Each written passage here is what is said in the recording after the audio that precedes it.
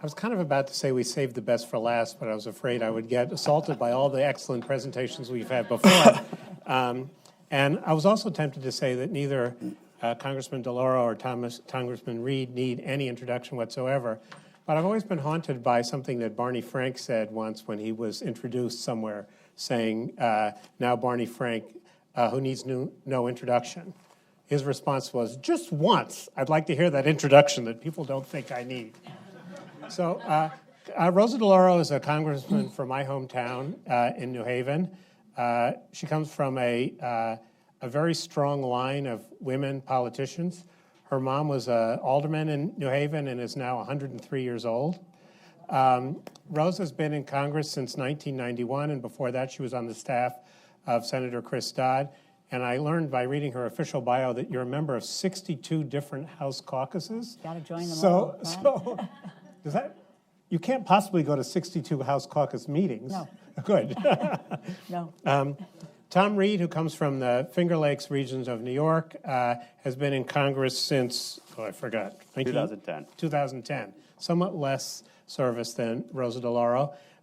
He was, though before he came to Washington, he was the mayor of Corning, New York, which is relevant because we've had a lot of conversations today about the relationship between the federal, state, and local governments. And he is the youngest of 12 children. So I figured that's why he's a success in the House of Representatives. You learn early. Yeah. We began today talking about physical infrastructure with Larry Summers and Ed Glazer. We've had conversations with economists who study transportation and water infrastructure. You heard part of the conversation we had about investments in human capital, both the evidence for and the evidence is lacking that investments in education or transfer programs to low-income kids can pay off in the future, which of course is a definition of an investment. But one of the things that's haunted us all day long is, I think, a lack of confidence that if the federal government spends more money, that it will go to those areas where there is the highest return. So I know both of you have spoken quite a bit over the years about why you think we ought to spend more on federal infrastructure spending. So if an American, if one of your constituents says, look, I'd like to have better bridges and I'd like to have Cliff Winston's heated runways, I'll tell you that story later. But I'm not convinced that if you spend another $100 billion or $200, or Larry Summers says $2 trillion over a decade in infrastructure spending, that it's going to go to where it gets the highest return, as opposed to whatever member of the Senate happens to be in that particular appropriations subcommittee. So let me start with you, Rosa. What do you say to that constituent who wants some assurance in an era where there's not much trust in government that the money will be well spent? Mm-hmm. Well, first of all, I think you have to take a look at what we are spending with regard to infrastructure. I think, since 2010, we have seen a real decline in what is it, 0.5% in terms of GDP, in terms of investment, of public investment in infrastructure, at a time when we're looking at the need to be able to rebuild, whether it's a water system, whether it's our ports, whether it's roads and bridges, telecommunications, the vast array of public infrastructure. But we're at a moment where I think it's very exciting. We have a president-elect who has talked about one of his goals as being infrastructure. Lots of talk about that during the campaign. And I'm going to get to the answer to your question by talking about the vehicles that are out there. And I will speak about one of them, which I have really championed for a very, very long time, and that's an infrastructure bank, where you are looking at public-private partnerships, where there are two things that are critically important. There is a public investment, a private investment in infrastructure, and the way that the legislation is currently construction, and it's gone through many iterations over the years, is that the infrastructure bank gets you out from under the whole political process of members making a determination as to where that money should go. And that with regard to the infrastructure bank, There is a board of directors that's selected by the president, confirmed by the Senate. There's a 9-member executive committee, which has a set of criteria by which to judge the projects. In cities, private entity, states, regions can apply, but the criteria being, what's its economic benefit? What's its environmental benefit? What's its social benefit? Can it create jobs? Will it grow the economy? Is it a program of national or regional significance? Those are the criteria for making a determination, rather than Rosa DeLauro going in and saying, you know, and who I can talk to, what I can talk about is that this is what my district needs, but it's not overall in terms of where a growth economy and a preserving, if, like as you pointed out, the taxpayer a sentiment that they want the money to go in the best direction and with the greatest good and the greatest economic benefit. So I think we can demonstrate that. But I think we do have to. You have to insulate the decision from the political process. I believe you have to do that. That's what you think the infrastructure bank accomplishes. That it is one of its many accomplishments, and I'll just leave it here on that score. It's one of my views that the reason why we haven't been able to get to an infrastructure bank is that, look, my piece of legislation has gone to 4 committees. It goes to transportation, it goes to ways and means, it goes to financial services, it goes to energy and commerce. You know, I think what's true, and I don't know if Tom agrees with me on this, no one likes to give up turf on Capitol Hill. And while we don't subsume everything else, particularly in transportation and infrastructure, we build on what they do. People are reluctant to give up that turf and to see it move. But that's the direction it needs to go into. Congressman Reed? Well, first of all, thank you for the opportunity to be here with you today to talk about these topics and to be joined by my good friend from Connecticut. It's a pleasure to be on the panel here with you, Rosa. When we talk about infrastructure, I think the initial conversation I have with my constituents, and we do town halls across the entire district or across the state or across the country, and listening to people, is when we have to agree the investment is worthwhile.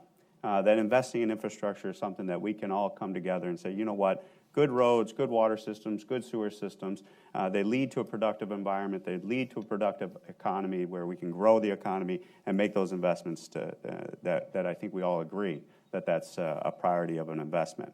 So the question you ask is there a role for the federal government in that process? I do believe there is. And being a former mayor, you know, that is something where you need to get the input from the local government, you need to get the input from the state government, and you need to make sure that we're all working in tandem together to make sure the infrastructure investment is getting to the right places. One of the concerns I've had here since I've arrived in 2010, and I do support the earmark ban, but there has been a loss of the input between the branches of government that I have observed. And what I mean by that is a lot of authority has been delegated to the president, and then the president has delegated to our state capitals. And then all of the shenanigans that the earmark ban went and was designed to take out of the system, they've just been driven underground, to be perfectly honest with you. They go into the state capitals, they go into the administrative side of the ledger, and I believe more sunshine, the more spotlight you can put on the decision-making to the issue of infrastructure banks or public-private partnerships. I call it the front page of the newspaper test. The more sunshine where a member, where a project sponsor, a local government, state official can be called out or put on the front page of the local paper and say, this is a worthwhile investment in infrastructure. This is the details, as Rosa points out, the economic return, the social return, the environmental return. These are why this project makes sense. The more we can work towards that type of system, I think that is something. So is the infrastructure bank a way to do that, or do you have a better way to do it? I think an infrastructure bank, I think public-private partnerships that are subject to complete public disclosure. I think having a system like what we are trying to do with the miscellaneous tariff bills. I serve on the Ways and Means Committee. These are the tariff relief provisions where we redesign the system to where the administration, the legislative branch are all part and parcel of that process. To waive those tariffs, to relieve the tariff burden associated with that, you have to go through this public process, website accessible, where you go through the process of sponsoring those types of waivers. But when you talk to economists, who very few of whom have ever run for re-election, or election, Or rather. election. Election. They probably wouldn't be re-elected. I think there was one once who was re-elected, but he's probably dead, Paul Douglas. Oh, wonderful. Tom Douglas function. Right? Very good, Rosa. Yes. You can give a cookie. So it was striking to me this morning that some of the transportation economists had very strong views on things that I suspect will be not politically popular.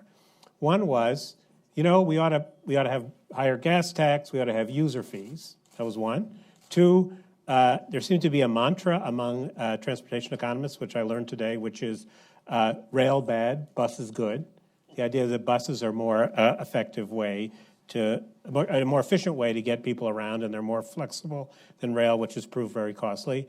And the third one was that, when you think about it, the places we ought to be investing money are the places that are crowded, so that more people can move there. So there ought to be, this was asserted this morning, less money for Detroit and St. Louis, because they already have so much infrastructure that they don't even turn on the traffic lights at night, and more money for Seattle and San Francisco. So my question to you is this sort of advice helpful? We asked the folks in Flint, Michigan, whether they think or not it's helpful. And with a water system that has really lead poison 9,000. Right. 9,000 But let's talk children. about the user fee thing. So economists love user fees. Economists think that we ought to have more congestion pricing on highways. If we can't do it for the existing highways, then for the ones in the future. Economists think that, gosh, if you can't pay for a rail system on fares, you better be sure it has some externalities, or you shouldn't be doing it. Is that just completely impractical? Well, I don't think it's impractical, but it's limited in the sense of, a lot of folks are talking about increasing the gas taxes, which I stand opposed to. It's a very regressive tax, especially representing a rural area of New York. I will tell you, it is very difficult for folks to fill up their gas tank and ask them to put on another 10 to 18 cents a gallon just to contribute to the highway trust fund. That is something that I don't think people... They throw out increasing the gas tax, but they don't look at the end user, the actual burden that's put in the sense on constituents of my district, for example. And so the conversation I would also ask is, user fees in the sense of a gas tax, that has a finite window. Everyone is projecting that the gas mileage usage is going down, cars are becoming more efficient, we're moving to a more a technologically based system that is going to make maybe that revenue source obsolete. And so we got to be creative, we got to be looking over the horizon, we got to be looking down the road, and that's where I think some of the folks that are more creative have a better path for us to explore. So, such as? As we've, obviously in the short-term window, we're looking at some of the one-time injections with repatriation and tax reform, and I think that has a lot of bipartisan support. But then you get into the whole concepts of driverless cars. There was a study that came across my desk, selling the spectrum that it's going to take in order to control the transportation models 10, 20 years out. I mean, these things, some people 10 years ago would say, that's crazy. That's never going to go anywhere. You're crazy, Congressman. What are you talking about? But if you look over the horizon, there is a lot of transportation models and industrial development that we're sitting here. One of the best experiences I ever had was talking to a good family friend of ours. He lived to be 101. God bless your mother, Rosa. And he said, Tom, in my lifetime, and I would ask him, what was the thing you enjoyed most about your life? He said, when I was born, I didn't know what a car was. Now I got more power in my phone, and he had a cell phone at the time, that I never imagined I'd be capable of doing. So being able to place our policy looking down the road and coming up with creative sources of revenue, I think is something that we lose sight of in this town in particular. I would just say, I think Tom made the comments about the gas tax, and I too am opposed. I think in a very practical measure, that's not going to happen politically. It isn't. I mean, there is the underlying, comments and reasons, et cetera, but let's be realistic here. It's not going to happen politically. So that I think we do have to take a look at identifiable revenue sources as user fees. There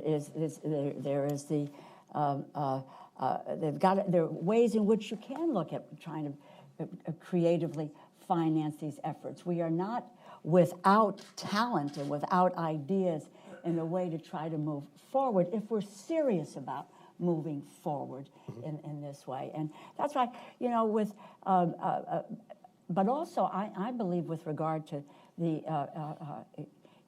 infrastructure. First of all, I think Abraham Lincoln would take real offense about the issue of trains versus buses versus trains, since the Transcontinental Railroad was done, and during the Civil War, I might add. I don't think they had buses back then. Well, but I'm just saying, or maybe carriages would have been the best way to deal with it, but it certainly changed the face of the nation and was an economic driver, which is what the infrastructure is all about. If we're serious about wanting to grow this economy, to create jobs, and jobs that cannot be outsourced, the way to do this is through rebuilding. And that is on a broad spectrum. And so, again, we've got many, it's got the will, and I view this as top-down. This is not bottom-up, which is one of the reasons why, and I will just say, if you've got to have a public investment in this effort, as well as a private investment. And what we do, what I do with the Infrastructure Bank, is, it's $5 billion a year for 5 years to capitalize the bank. There needs to be a serious view as to what is within the realm of public responsibility when it comes to moving the economy. Let me ask you one quick question on this before I turn to human capital. So there's been a lot of talk about infrastructure, as you pointed out, Congressman DeLauro. There was a lot of talk during the campaign. Speaker Ryan seems to indicate it's not very high on the priority list. Yeah. This Congress, 2 years, do you think we'll get a major infrastructure? Oh, I do, and I guess I take exception a little bit to what reference to Paul's comments. I know Paul, serving on the committee with them, serving with the Speaker, infrastructure investment is something that I think we all agree is needed in America. You know, obviously, we got health care is immediately around the corner. We got tax reform, but I think tax reform and infrastructure spending are going to go hand in hand with each other, and that is a large opportunity I see in the horizon. Do you agree? You think we're going to get it this year? No, I don't. I just don't. I'll tell you why. First of all, the major focus at the moment is, look, I believe in the issue of infrastructure and public-private. That means public investment and private investment. The focus on repealing the Affordable Care Act at the moment, I think, is driving an agenda. And so I'm not even sure that infrastructure is on a back burner. I don't think it's on a burner, will be on a burner, which is unfortunate. And if you take a look at the proposal that was made by Ross and Navarro, the president-elect's team here in dealing with infrastructure, it is all about privatizing infrastructure. It is about tax credits to private contractors, developers. It's an 82% tax credit for a limited amount of infrastructure development, which takes us in the wrong direction. That is not going to happen. So I'm not. Well, I guess I would disagree with that. Oh, you might. And what I think you're talking about, even under the Infrastructure Bank and the proposals, even John Delaney on the other side has had some creative ideas on this front. It's about leveraging that public dollar with the private dollar and putting those together and using techniques that private equity and Wall Street have done historically, looking at international players, things that have happened in Great Britain as well as Hong Kong, where you leverage those dollars together, and that could give us an opportunity to stretch out those public dollars much more. It is about leveraging, and if you take a look, there's a European Investment Bank. That's an infrastructure bank. The Asians now have an infrastructure bank, and instead of, and this was the current administration, you know. But I think you said something earlier, which I think is important. Look, the federal government seems to have no problem raising money. It's kind of extraordinary how much the Treasury's been able to raise at very low interest rates. Right. So one can argue about the best way to finance infrastructure, but it seemed to me the most significant point you made was that whatever you think of leveraging, it's important to have some way of setting priorities so it just doesn't end up to be who happens to have made a big campaign contribution. I think you Absolutely, both and agree on that's that. where the public scrutiny, that's where the sunshine, I think, is the best. Let me turn comment on that problem. to human capital. You may have heard the end of the conversation that Louise Shaner was having with our colleagues, and I should tell you that Wendell Primus apologizes that he couldn't make it. That was unfortunate. I think there's a question that we have about whether all this academic research, whether it's on food stamps, pre-K, the best way to design financial aid for college, the way to help kids choose better colleges, whether any of that actually makes a difference when members of Congress think about these issues. And on top of that, well, let me ask you that, and then does it? Do you care about the research? Do you even know about it? Oh, absolutely. And I can't attest to all 435 members in the House and 100 members in the Senate. Each has their own unique Sorry, we're not asking you. You don't have to take responsibility for the rest of those crazy people. Or the Senate. But I will tell you, or the Senate, God forbid. Now we can unite exactly. on that. What I find down here, like any organization, 99% of the people are good, hardworking men and women. They came here to serve the country. They have an idea of what they want to bring to the table, and they do the work.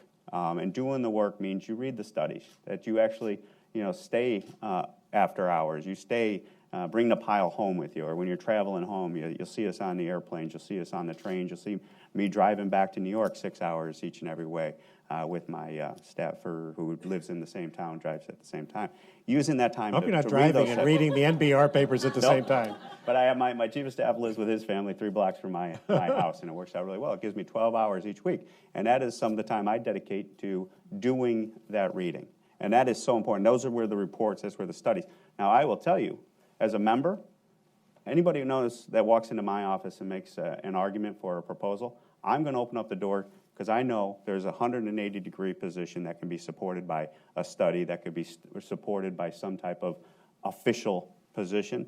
And I will tell you, all we have to do as members is hopefully do the work and make an informed decision and be able to stand in front of our constituents like I do when I go back every weekend in front of those town halls that we conduct all the time. Say, this is why I have made this decision. This is why I am going this direction. And I will tell you, constituents, the response I get from that is very positive. Do you think that the research makes a difference? I do. I've thought that for a very, very long And time. what do you think that scholars and universities and think tanks could do to make it more useful to And members of Congress? I thank you for the question because I've worked on this a very, very long time. I think that there is such a synergy that can be developed through academic research and public policy thinkers. I got engaged very, very early on with something called the Tobin Project at Harvard, which brought together academicians, and at the time she was in academia. That was Elizabeth Warren, which is where I first met Elizabeth, and we started to talk about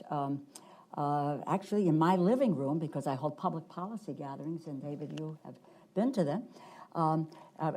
She predicted what was going to happen with the housing market, and she talked about the Consumer Finance Protection Board. But the point being is, I think you look, and there's the various think tanks that are out there. From my point of view, with CAP, Roosevelt Institute, EPI, a whole variety of other agencies, Bob Greenstein's group, Center for Budget and Policy, Priorities. This is all information and data that is important to inform public policy initiatives that I think that we ought to be engaged in. Now, we ought to look at both sides. We ought to understand both sides of the issue. But I think it's foolish for us to, and for some members, to eschew research and scientific knowledge. I think we have an obligation and a responsibility to move on the best information policy possible in terms of developing public policy initiatives. If I could, I'll just share a story with you, and this is something I learned early on in my life. As you mentioned, I'm the youngest of 12. My father passed when I was 2, and my mother was a single mother, raising the rest. There were 6 of us left in the household. And he was my father was a military man. And in the first 8 births, my mom was told by her doctors that she should have a cigarette while she's pregnant. That the scientific studies that the doctors were articulating to her at those times said that was the best thing to do, to relax, strike up a Pall Mall. Does that make sense to us today?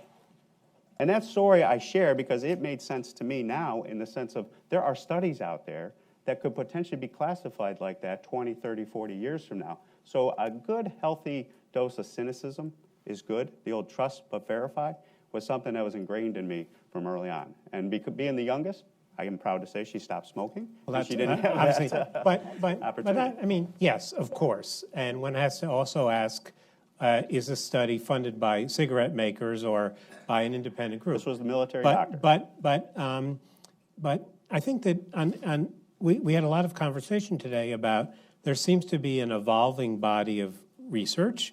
I don't think it's conclusive, but there's strong, increasing evidence that investments in low-income kids pay off in the form of healthier, more productive adults.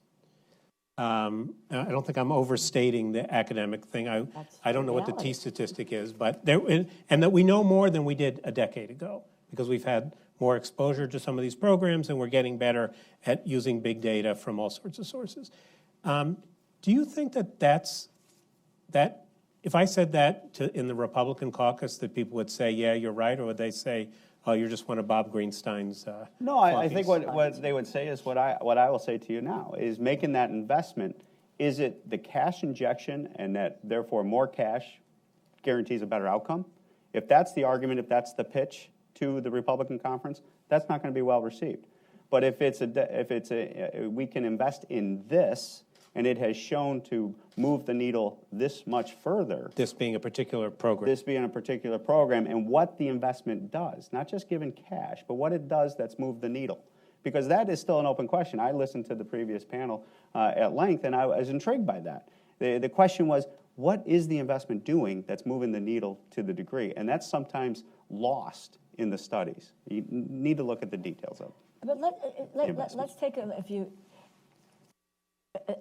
There is such ample data and information about the programs that encompass the social safety net. Housing assistance, food stamps, child tax credit, EITC. By the way, in so many of those instances, those were bipartisan measures, historically bipartisan measures. And they have proven, this institution, I think it was Brookings that said that the social safety net programs lifted about a third of the recipients out of poverty. Out of poverty. We have got census data, which now shows us that, again, the social safety net programs, 38 million people, including 8 million kids, lifted out of poverty. And Tom, I'll just say this very frankly, I'm not saying it to you, but all we see at the moment, whether it is the supplemental, the SNAP program, food stamps, if you will, housing assistance, Medicaid, etc., the view is that these are programs that we should be undoing. And that there is a formidable challenge. I mean, I think Greenstein said it in an article. I believe that the poor and working families are in grave harm over the next several years. And I don't think I say that, I don't say it lightly. I don't say it as a political gotcha. I say it with someone who, for the last 26 years, have focused time and attention in these areas. The notion, on the first day of this session, the move in the rules package to take mandatory programs and to make them discretionary programs will just give you, that's transparency. What are the mandatory programs? Social Security, Medicare, Medicaid, Pell Grants, food stamps. I'm on the Appropriations Committee.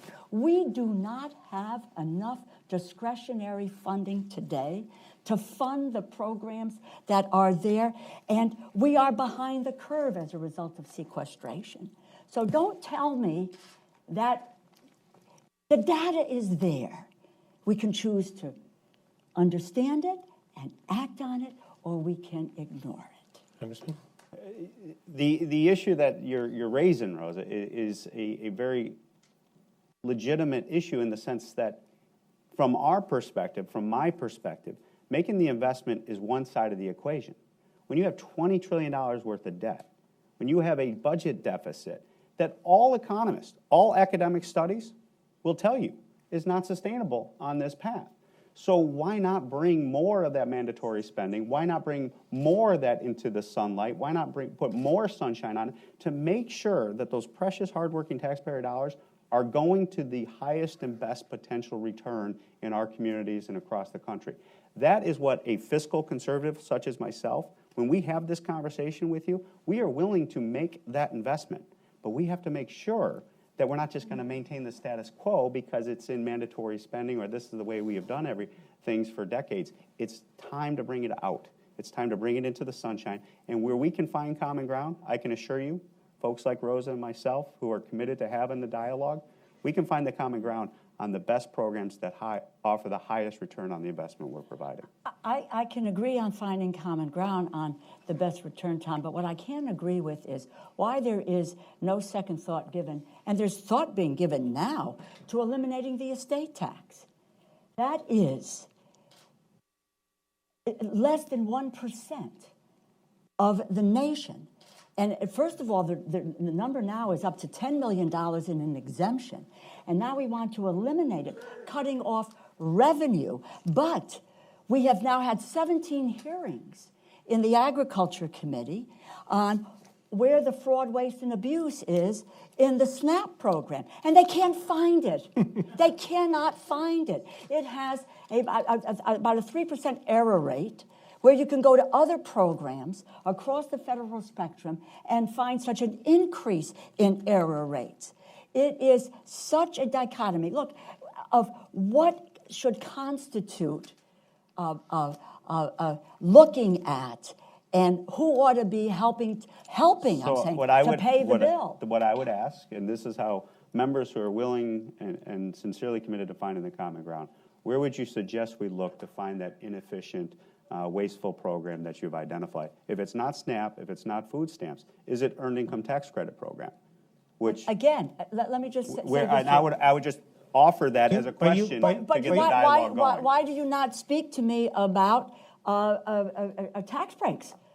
Why do you not talk to me about tax breaks for the wealthiest people in the nation? And it wasn't discussed in the last panel, but the senator did put out a piece on where the Ryan budget would go in terms of the beneficiaries and where the tax cuts would go in terms of I want to go to the beneficiaries. audience, but Congressman, I just want to, so the premise of your thing is that there must be some waste and inefficiency in these programs? I would think there is. If you're spending $3.6 trillion and you think every program of the federal government is 100% effective and efficient, then you're not living in the real world. I want to take a few questions, if there are any. Gentleman there in the blue shirt. Hi, I'm Frank Ballman. One of the things about the federal budget is, say, if I buy a case of beer, that's spending. If I buy stock or real estate, that's investment. But the federal budget doesn't distinguish. So relative to human capital, there's kind of the new thing is talk about income share agreements. And at the back of boiler program at Purdue, you can pay 3 to 10% of your future earnings for 5-10 years in exchange for education.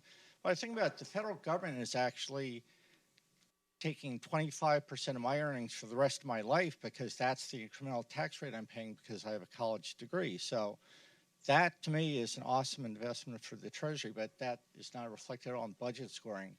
How do you distinguish education and, I mean, the investment in education, it's not spending, it's an investment in human capital and huge tax. Let me take a couple questions.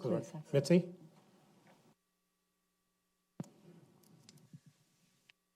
I'm Mitzi Wertheim. I've been connected with the federal governments. I came in with John Kennedy, which tells you how old I am. The thing that 26, right? At 24, I was. The thing I'm aware of is the rigidity of big institutions. And if you want to make them, I mean, I was at DOD when we started shifting from paper to IT. We ended up at the Navy having 1,661 different software programs because of regulations. Somebody has to start looking at these crazy regulations and how we change that to improve the system rather than just saying you can't spend money on poor kids. Those are two good questions. I'm going to reframe them slightly. So the first question really had to go with something which we've wrestled with is, have we set up a budget system which discourages us from making investments? Because you don't get the scoring credit. Whether it's there are some tax cuts which probably do pay off in the future, maybe not as many as some of the proponents say. There's some spending programs which do pay off in the future, but probably not as many as proponents say. Is there something about the way we do our budgeting that's leading us to be too focused on the short term and not enough on the long term, do you think? I totally agree with that. Being a relatively new member of Congress, it is amazing to me when you just had a static score, and I heard the debate of the prior panelists that dynamic scoring is a bunch of hooey, as some people are arguing. There's real-world effects of these policy decision-making efforts that we need to take into consideration. And if you just lock into the static score, I have seen many proposals die on the vine that were creative, innovative, but because of the static score, weren't going anywhere. And you knew common sense. You go back and you talk to people. That's why I always go back and listen to people and talk to people. Say, doesn't this make sense? We make this investment and you get this return. And if you don't believe in dynamic scoring and tax cuts lead to economic growth, then every governor in the United States of America is on the wrong path, because every governor is putting out economic development proposals that reduce the local property tax burden, that reduce the sales tax burdens. As a mayor, that's what I saw as policy coming from our governor's office in New York, which is one of the leading liberal states in the country. So the point I'm trying to make is static scoring budget process does limit good policy discussion often around here because And everyone is scared of the score. And does that apply to spending as well as revenues? Both. Okay. Just to defend, I don't think anybody said dynamic scoring was hooey. I think there was some question about what's the appropriate way to use it given the current state of the art. But anyways, do you think is there something we could do to make us less short-term oriented other than having the House run for election every 6 years instead of every 2? Never going to happen. Yeah. Look, you know, one of the efforts in the Affordable Care Act, those of us who were strong proponents of the Affordable Care Act, when we had the whole debate about preventive care, which we could not get scored. You know, preventive care was not being there. So that, I mean... That's a great example of it. I mean, honestly, we were saving money by that regard, but we could never, they would never allow that to, you know, to move forward, which I found to be, you know, just backwards. Great example. Because it's there. On the other hand, what we're not doing is to taking a look at the beneficiaries of those tax cuts. Who wins? Who loses? And by, again, research and studies out there demonstrate that who have been the beneficiaries of these tax cuts, and that they have led to income inequality, an issue that we talk about a lot, but and where you have to put some of the blame. What Mitzi's question raises something which came up in our earlier discussion, much earlier in the morning, about whether one of the problems we have with infrastructure spending is that it just takes too long to get things done. And the reason is because we've allowed too many people to have the right to veto, that there's so many, we just overdid it. Do you think, I know that Congressman Reed probably agrees with that, do you think there's something to that, or is that just hooey, to quote the Congressman? That too many people can say... Too much regulation is slowing down our infrastructure spending, and too many people can say no, and so we but you prolong know the what, process. it's always is the devil is in the details. You tell me which of the regulations you want to roll back, you tell me where you want to go with this, and then we can have a conversation about this. It is not just that regulatory reform writ large is the answer to our prayers here. That is not That is not the case. Not your And, prayers anyways. So that it's, again, it's all about what the details are and what we're cutting back on. And that's, it sounds good, but it often is. By the way, can I just say something? Please. You know, when we apply program integrity, this is a term in the federal, that program integrity across the board. We don't do that in an even-handed way. There are some programs that get more scrutiny with regard to program integrity than others do. And I'm someone who is supportive of defense appropriations. I come from a defense-dependent state, but I would apply programs integrity across the board at our programs to find out, in fact, which are those that are working and which are those that are not working. We have to make efficient use of our infrastructure here at Brookings, which means ending on time so the room can be prepared for an event later today. I want to thank, of course, the congressman for coming down here to talk. I think it's always reassuring when members of Congress come because they look much better up close individually than you do as a group. And I also want to particularly thank my colleagues, Kerry Granis, Lilia Chirchari, Anna Malayevskaya, and Peter Olson of our staff who helped make this possible, and there are a number of other people at Brookings. And finally, as my admonition this morning, look at your feet if there's paper or cups there. There's a recycling in the back, and we'd appreciate if you pick them up. So thank you all for coming, and it was a very productive day.